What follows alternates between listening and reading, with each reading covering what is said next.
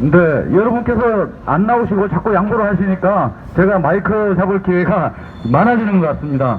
그런데 한편으로는 이게 좀 서글픈 면도 있지만 또 한편으로는 과거 집회에 비해서 제가 마이크를 잡음으로 해서 우리의 목표인 박근혜 대통령 석방과 그 명예 회복을 위한 그러한 얘기가 좀 더 많아지는 것은 또 장점이 아닐까 생각합니다. 저희들은 이름 그대로 박근혜 대통령의 명예 회복과 조기 석방을 위해서 노력하는 그러한 단체입니다.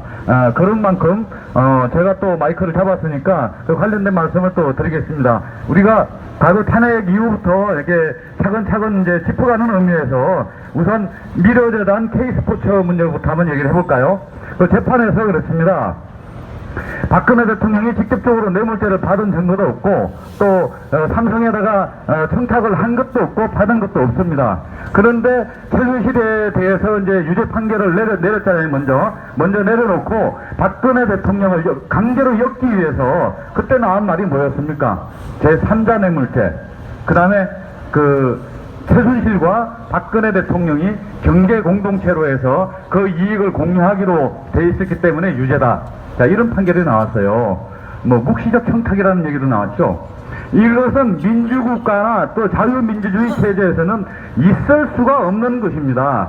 여러분, 부부지간에도 형제지간에도 형이 사기를 쳤다고 해서 동생까지 처벌하는 일 없어요. 부자지간도 마찬가지입니다. 아버지가 사기를 쳤거나 아들이 도둑질을 했다고 해서 아들이 처벌받고 아버지가 처벌받는 그런 일은 없죠. 그 당연한 것입니다. 모든 것은 행위를 행한 사람한테 본인한테 가야 하는 것인데 이 박근혜 대통령을 갖다가 탄핵을 시켜놓고 탄핵에 그 적당한 어떤 그런 잘못이 나오는 게 없으니까 그 이상하게 경제 공동체 3자 뇌물죄 이런 걸 적용해 묵시적 청탁 이래가지고 이제 궁예 간신법이 부활했다 이런 비난이 나왔었죠. 간신법이라는 게 뭡니까? 법관은 재판을 하는 데 있어서 상상을 하고 짐작을 해서는 안 되는 것입니다. 어디까지나 처음부터 끝까지 객관적인 증거에 의해서 재판을 해야 하는 것인데 그 사회의 촛불 난동, 촛불 폭동과 언론의 왜곡 선동이 너무나 지나치게 시끄러우니까 아마 제가 생각할 때는 어떤 사실관계를 따질 만한 용기를 잃어버리지 않았나 이런 생각이 들 정도입니다. 그러면 법관이 목에 칼이 들어와도 어떤 기상 같은 거는 자기가 그런 기상을 지키지 못할 때는 그 피해는 국민이 받는 것입니다. 그래서 저는 그렇습니다. 저는 그렇게 생각합니다. 박근혜 대통령께서는 객관적인 증거 하나도 없이 감옥살이를 하고 계신 것입니다. 이것이 바로 정치 재판이고 지금도 거기에 대해서 그렇게 억지로 탄핵을 시키고 억지로 가다놓고 재판을 한 사람들은 자기들의 정당성을 갖다 만들기 위해서 지금도 정치 공작을 계속 해내고 있습니다. 이익 공격을 계속하고 있죠. 그 미래재단 K스포츠가 잘못된 게 뭡니까? 그 재판에서 그 사람들이 뇌물죄를 받았다고 경제공동체로 때린 그 뇌물이라는 게 하나도 박 대통령한테 들어간 게 없고 그 재단에 삼성이 출연한 자금은 그대로 남아 있습니다. 그 자금이 그대로 남아있는데 그건 누가 받은 뇌물이 되고 누가 그게 처벌을 받아야 됩니까? 이게 잘못된 재판입니다. 그것은 바로 잘못된 탄핵을 갖다 정당화시키기 위한 억지로 만들어진 그런 논리인 것입니다. 삼성이 뇌물을 갖다가 받았다는 게 인정이 되려 삼성 뇌물을 받았다는 게 인정이 되려면 받은 근거가 있어야 되는데 그게 안 나오니까 억지로 끌어넣기 위해서 3자 뇌물죄 경제 공동체라는 말도 안 되는 민주국가에서 있을 수 없는 이러한 그런 판결이 나왔던 것입니다. 자, 또 그렇고 자, 태블릿 PC만 해도 볼까요? 태블릿 PC는 변희재 대표가 검찰과 그 당시 특검과 언론사 변희재를 비롯한 그 언론에서 다 조작해가지고 만든 가짜 정도다 이런 얘기를 했고 최순실이는 그 태블릿 PC에 관련된 재판이 끝날 때까지 단 한 번 면회도 안 됐어요. 이 사람은 변호사도 쓰지 못했습니다. 이게 무슨 얘기냐? 최순실은 처음에 잡혀 여기 들어가기 전부터 그런 얘기를 했죠. 나는 태블릿 PC 쓸 줄도 모른다. 조금 전에 우리 조석천 교수님께서 그런 말씀 하셨습니다. 태블릿 PC에는 문서를 만들고 저장하고 그런 기능이 없어요. 태블릿 PC라는 게 뭡니까? 핸드폰 비슷한 그런 걸 가지고 그걸로다가 문서를 작성한다. 그거는 불가능한 겁니다. 애초부터. 그리고 날짜가 모든 게 뒤바뀌어 있어요. 그런데 그게 조작됐다는 가장 핵심적인 증거는 뭐냐?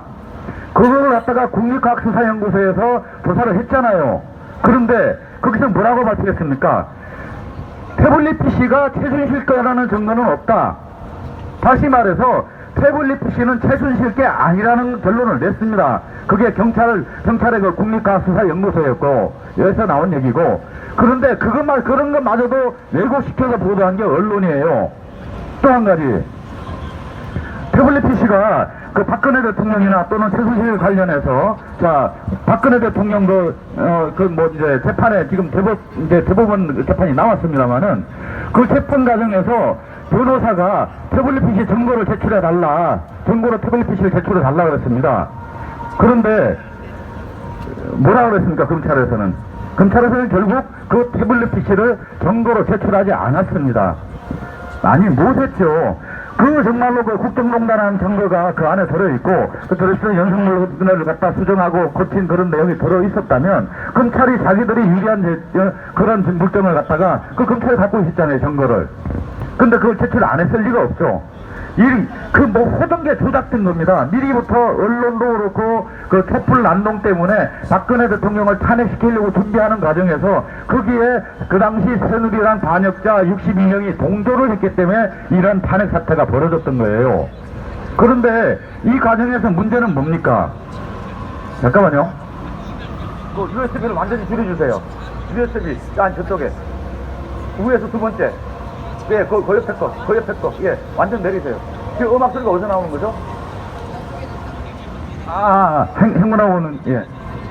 그래서, 지금 이렇게 태블릿 PC가 왜곡이 돼가지고 박근혜 대통령이 마치 국정농단을 한 것처럼 왜곡이 돼가지고, 이렇게 탄핵이 됐을 때, 우리, 어떻습니까? 이것은 박근혜 대통령 혼자만의 탄핵이 아닙니다. 이것은 바로 박근혜 대통령을 지지했고 그 소속된 정당 모두가 탄핵을 당한 것입니다. 그렇다 보니까 그 다음 바로 대선에서 결과가 나왔잖아요. 많은 사람들이 물론 부정선거의 어떤 소지도 있고 또 언론의 왜곡 선동도 있었지만 많은 젊은 애들이나 어린애들은 언론에 취약합니다. 다시 말해서 인터넷이나 또는 일반 메이저 언론에서 보도하는 내용을 갖다가 이것이 진실인지 아닌지 따져볼 만한 그런 머리가 트이지 못했어요. 그렇다 보니까 언론에서 그 하는 대로 끌려가서 그대로 믿어버립니다. 또 기존에도 그렇습니다. 그러한 사태가 있기 전에도 여당과 야당이 거의 비등한 10% 이내의 어떤 지지율 차이였죠. 그런데 그 많은 그렇게 민주당을 지지하는 그 당시 야당을 지지하는 세력들이 많았기 때문에 이 사람들은 호재를 만난 거죠. 그러니까 이 사람들이 그것도 주변 애들 갖다가 더 이렇게 선정선동이 하는데 많이 가세를 하고 언론이 또 거기서 가세를 해주고 지금 민주노총이라는 그 노조원들은 가끔 지금도 데모를 합니다만은 그때 당시 데모가 굉장히 심했죠. 민주노조 그때 경찰 버스 밧줄로 끌어당기고 밧줄 끊어주고 물대포 쏘고 했던 게 그때 나왔던 거 아닙니까? 또 이렇게 왜곡이 되는 걸 젊은 애들은 그런 걸 갖다 냉정하게 판단하지 못하기 때문에 그대로 믿어버립니다. 믿어버렸다는 건 뭡니까? 박근혜 대통령께서 탄핵 가능한 짓을 했다, 탄핵해야 된다 이렇게 생각했을 때 우리 보수 또 박근혜 대통령을 지지했던 많은 우리 보수 세력 전체가 도덕성을 잃게 되고 신뢰를 상실하게 되는 것입니다. 그래서 선거에 졌다고 봐야 됩니다. 이건 물론 부정선거의 소지도 있지만 그거보다는 모든 사람이 투표를 했기 때문에 어떤 객관적인 증거를 갖다가 부정선거는 아직까지 드러나진 않고 있어요. 그렇기 때문에 어디까지나 우리가 거기에 대해서 탄핵에 대해서 신뢰를 잃었기 때문에 투표에서 진 것이 아닌가 이런 조사도 많이 있다는 걸 여러분 아셔야 됩니다. 그래서 다시 말씀드리지만 이러한 상황에서 우리가 지금 상황에서 아직도 언론이 이렇게 왜곡 선정을 하고 있고 또 정치 공작을 계속하고 있고 정치 재판을 준비하고 있는 이 과정에서 우리가 문재인을 끌어내렸다고 해서 다시 또 선거에 임한다면 우리가 이긴다는 보장이 있겠습니까?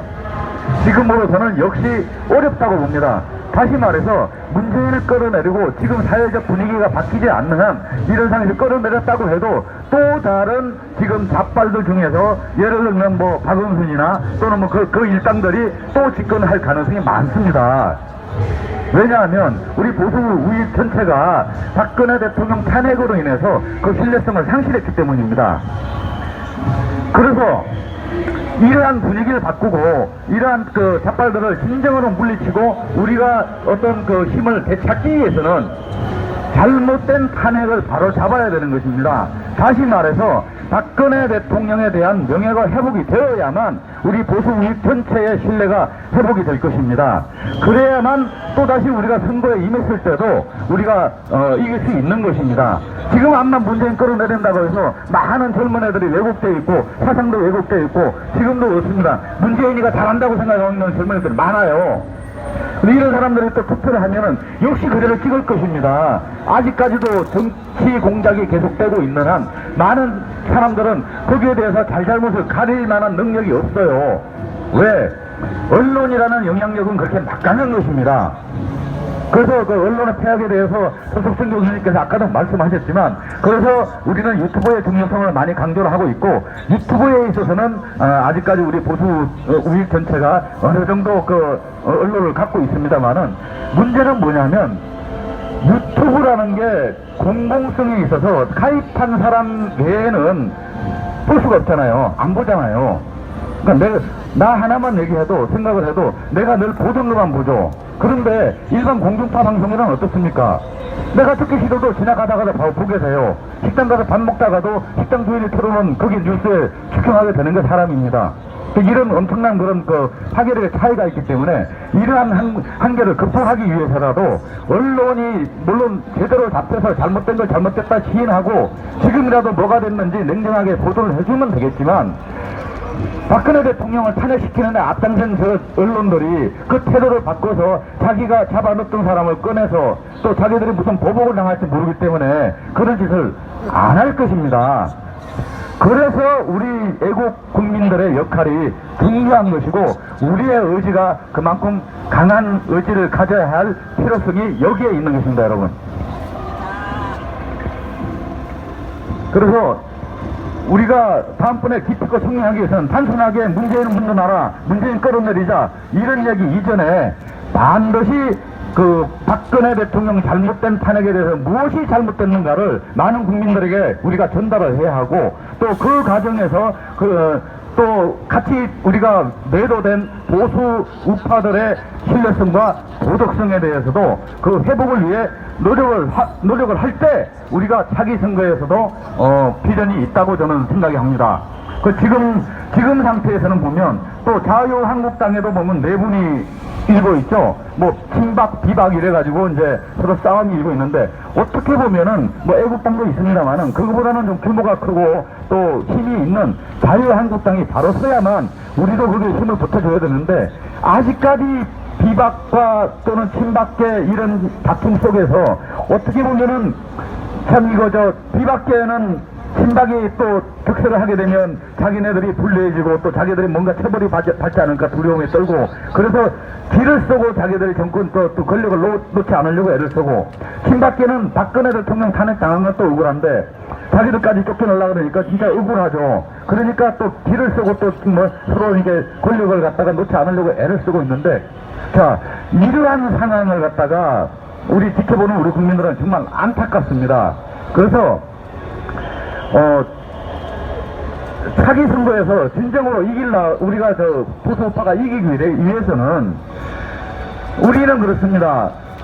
보수우파 국회의원들이 많이 뽑아야 우리가 이제 유리한데 물론 지난번에 탄핵의 가장 큰 원인도 보면 그전 총선에서 우리가 패했기 때문에 여소야대의 현상이 되다 보니까 여러 가지로 또 언론도 제압하기도 힘들고 여러 가지 여건이 안 좋았기 때문에 참 어려웠었죠. 또 그걸 갖다가 거꾸로 만회하려면 우리가 만약에 이번 총선에서 압승을 한다면 또 문재인의 힘도 빠질 것이고 또 어떻게 보면 언론도 또 우리가 생각하는 만큼 또 그런 그 조정을 할 수도 있을 거라고 봅니다. 그런데 그 가운데서 또 딜레마가 하나 있죠. 정말 배신자들을 그걸 안고 가서 우리가 이겨야 되는가? 또 이겼을 때 막상 그 배신자들을 우리가 밀어가지고 당선을 시켰을 때 이 사람들이 그때라도 가서 박근혜 대통령 석방을 위해서 노력을 할 것인가? 또는 박근혜 대통령 명예 회복을 위해서 정말로 애를 써줄 것인가? 자 여기까지 생각하면 깝깝해요. 제가 여지껏 겪어본 정치인들은 그렇습니다. 모든 게 국회의원들이 자신들의 이득을 위해서 뛰는 거지 정말 국가를 생각하고 자기들이 뽑은 대통령을 위해서 헌신하는 그런 국회의원들은 아직 못 봤어요. 그래서 저는 이렇게 생각합니다. 그 배신자들은 다시 뽑아줘봐야 자신들의 이익만 챙길 뿐이지 잘못된 걸 바로잡으려는 생각 전혀 안 해요. 자기 자신이 못된 짓 했는데 그걸 고백하겠습니까? 그걸 갖다가 거기에 대해서 자기들이 불이익을 받지 않으려고 계속 뒤박뒤박 싸우는 거 아닙니까? 그래서 이러한 상황이 종식되기 위해서는 이러한 상황을 종식시켜서 많은 애국 국민들과 일반 국민들이 예전처럼 똘똘 뭉쳐서 우리 보수 이익이 진정으로 정치적으로 승리하기 위해서는 이번 총선에서는 기필코 배신자들에서 응징을 해야 되는데 단순히 응징을 한다는 차원이 아니라 그 사람들을 갖다가 정치적으로 다시 제기를 못하게 해야 합니다. 그렇게 하려면 우리 황교안 대표가 공천을 잘하셔야 돼요. 적어도 한 번 배신한 사람들한테 다시 재공천을 준다는 것은 많은 애국 국민들한테 또 한 번의 딜레마를 또 빠지게 할 뿐만이 아니라 또 그 사람들도 당선도 힘들 것입니다. 왜냐? 여기서 한 번 배신감을 본 사람들은 그 사람은 안 찍어요. 그렇게 우리가 뽑아서 정말 그 대통령을 만들어 놓고 대통령이 어떻게든 해보려고 애를 쓰는 대통령을 갖다가 도와주지는 못할 망정 뒤에서 그 비수를 꼽은 사람들을 누가 찍고 싶어 하겠어요. 또는 설마 안만 그때 당시에 뭐 여수야자가 돼서 상황이 어렵다고 해도 대통령이 공개에 몰리고 나라가 흔들거리는데 자기 자신이 또 그 국회의원들이 거들었다가 자기 자신들한테 화살이 날라올까봐 그게 겁나서 뒤에 숨어서 엉뚱한 짓 했는 그런 사람들도 있겠죠. 그러면 우리가 그렇게 비겁한 사람 뽑아가지고 우리가 뭘 기대하겠습니까? 그래서는 안 됩니다. 그래서 이러한 딜레마에서 벗어나기 위해서는 자유한국당이 공천을 할 때 그 적어도 배신자들에 대해서는 공천을 해주지 않는 것이 우리 전 국민을 전 보수 우파 전체를 똘똘 뭉치게 할 수 있는 그러한 방안이라고 저는 생각합니다. 그래서 여러분 우리가 문재인 정권을 갖다가 단순하게 쫓아내는 것보다는 다시가 우리가 정상적으로 선거를 통해서 다시 재집권을 하기 위해서는 박근혜 대통령 명예가 먼저 회복되어야만 가능하다는 말씀을 다시 한번 강조드리면서 이만 물러가겠습니다. 감사하겠습니다. 감사합니다.